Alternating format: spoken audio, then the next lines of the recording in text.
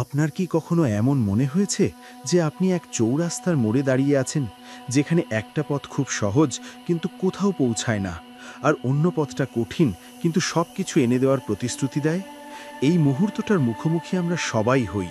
এটা সেই সময় যখন আপনার চারপাশের পৃথিবী আপনাকে চিৎকার করে বলছে, হাল ছেড়ে দাও, মানিয়ে নাও, চুপ করে থাকো। কিন্তু আমি যদি আপনাকে বলি যে এই নীরবতা আর যে কষ্ট আপনি এড়াতে চান, সেগুলোই আসলে আপনার সবচেয়ে বড় সম্পদ। নিজের জীবন পাল্টে দেওয়ার জন্য যা কিছু দরকার তা বাইরে নেই, সেটা আপনার গভীরে, আপনার ভেতরেই আছে। মহান হওয়ার জন্য আর কারো অনুমতির অপেক্ষা করবেন না। আজ আমরা সেই চিরায়ত প্রজ্ঞায় ডুব দেব, যা আপনার সংগ্রামকে মুহূর্তের মধ্যে এক অপ্রতিরোধ্য শক্তিতে বদলে দিতে পারে। যদি আপনি সেই জীবনটি তৈরি করতে প্রস্তুত হন যা আপনি সবসময় কল্পনা করেছেন, তবে আমার সাথে থাকুন। এইখান থেকেই আপনার যাত্রা শুরু। ধাপ ২, মূল স্ক্রিপ্টের প্রথম অংশ, অভ্যন্তরীণ শক্তি ও মানসিকতার ভিত্তি। পরিবর্তনের যাত্রা সবসময় মন দিয়ে শুরু হয়, আর প্রথম শিক্ষাটি সবচেয়ে কঠিন। নীরবতার শক্তি আর একটি খাঁটি হাসির সৌন্দর্যকে বোঝা। এটা একটা পুরনো কথা হলেও এর গভীর সত্য হলো, যখন কোনো মানুষ নীরবে সবকিছু গ্রহণ করতে শেখে, তখন সে তার আসল শক্তি খুঁজে পায়।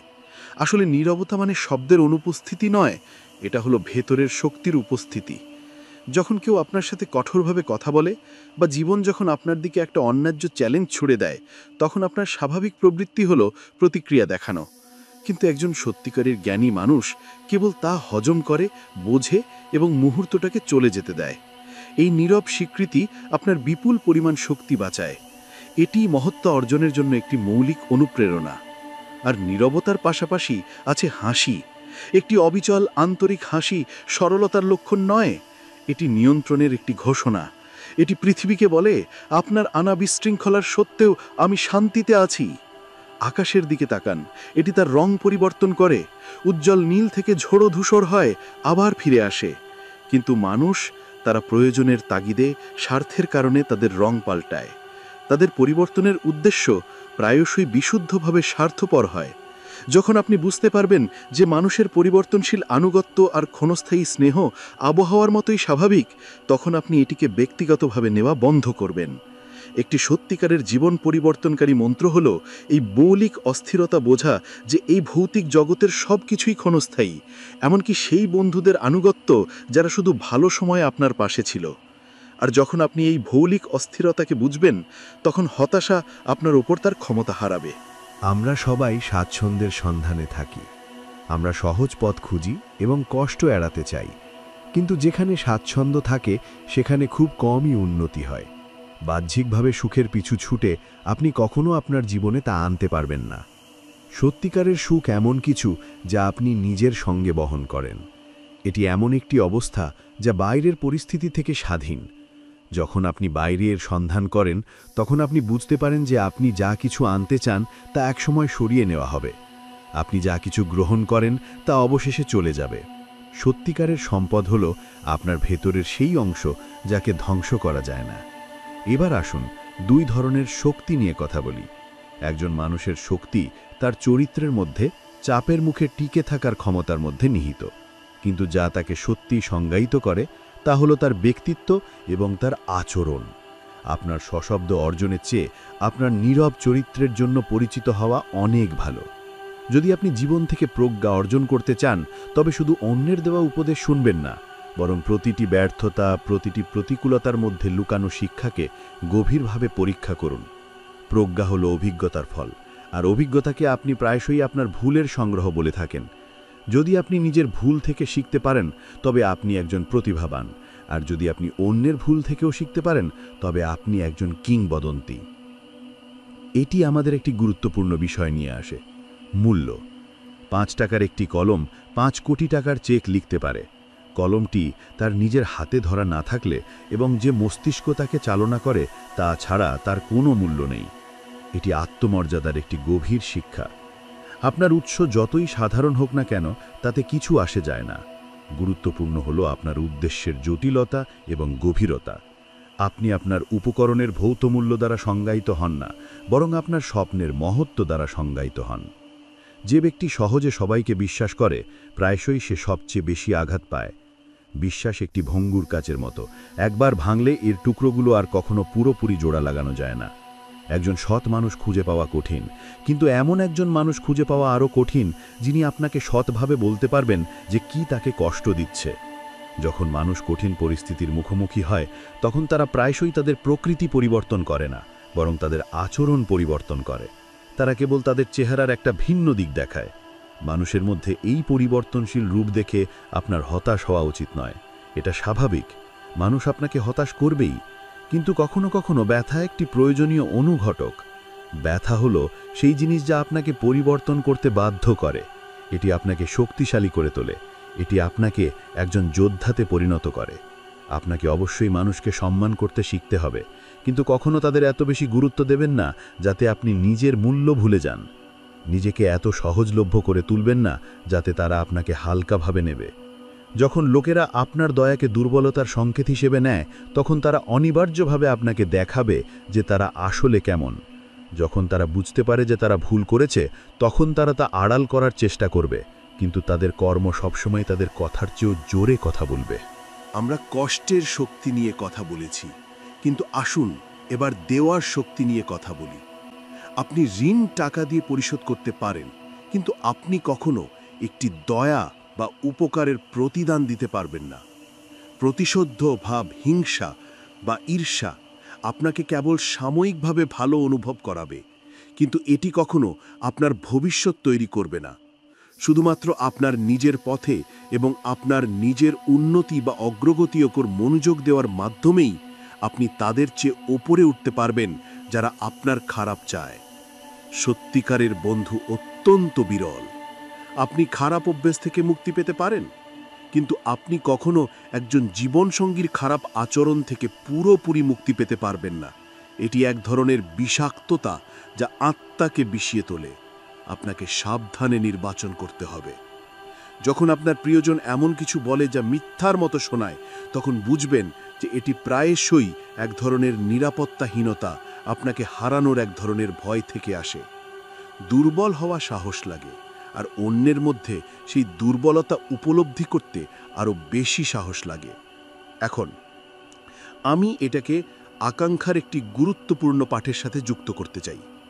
অনেক লোক তাদের পুরো জীবন the secret to unlocking your full potential বা আপনার সম্পূর্ণ সম্ভাবনা উন্মোচনের রহস্য খুঁজে বেড়ায়। তারা অসংখ্য বই পড়ে, অবিরাম সেমিনার দেখে, কিন্তু তারা সবচেয়ে সহজ সত্যটি ধরতে পারে না। জীবনের সবচেয়ে সহজ জিনিসটি হলো কষ্ট খুঁজে পাওয়া, এবং সবচেয়ে কঠিন জিনিসটি হলো সফলতা বা সাকসেসের পথ খুঁজে পাওয়া। যে ব্যক্তি সবচেয়ে বেশি কষ্ট সহ্য করতে প্রস্তুত, সেই সবচেয়ে বেশি জয়ী হবে। আপনাকে অবশ্যই উপলব্ধি করতে হবে যে আপনার লক্ষ্যের মূল্য সবসময় সংগ্রাম এবং ত্যাগের মুদ্রায় পরিমাপ করা হয়। জীবন কখনো কারোর জন্য থেমে থাকে না, কিন্তু মাঝে মাঝে মানুষ অন্যের জন্য তাদের জীবন থামিয়ে দেয়। পৃথিবী তাদের স্বপ্নবাজ বা স্বপ্ন বিলাসী বলে ডাকে, কিন্তু একটি স্বপ্ন ততক্ষণ পর্যন্ত কেবলই স্বপ্ন যতক্ষণ না তা প্রচেষ্টার দ্বারা সমর্থিত হয়। যখন একটি স্বপ্ন ভেঙে যায় তখন কষ্ট অনিবার্য, কিন্তু সেই কষ্ট উচ্চাকাঙ্ক্ষীর জীবনযাপনের মূল্য। এই পৃথিবীতে আপনার সবচেয়ে শক্তিশালী পরিচয়পত্র আপনার নাম বা আপনার অবস্থান নয়, বরং কাজের প্রতি আপনার প্রতিশ্রুতির নিছক শক্তি। আপনি যা করেন আপনি তাই, যা আপনি করবেন বলে কেবল বলেন আপনি তা নন। মানুষ আপনার যাত্রায় ব্যাঘাত ঘটানোর চেষ্টা করবে, তারা আপনাকে বিভ্রান্ত করার চেষ্টা করবে। যদি কোনো ব্যক্তি সরল হয় তাহলে আরও অনেকে তাকে দমন করার চেষ্টা করবে, কিন্তু এটা মনে রাখবেন, আপনাকে একা দাঁড়াতে শিখতে হবে। আপনাকে সরাসরি সংগ্রামের মুখোমুখি হতে শিখতে হবে। আপনি যদি শক্তিশালী হতে চান তাহলে আপনাকে নিজেকে ভেঙে আবার জোড়া লাগাতে হবে, তবে এবার ইস্পাত দিয়ে। আপনার কষ্টের গভীরতা কেউ কখনো পুরোপুরি বুঝতে পারবে না, আর এটাই ঠিক।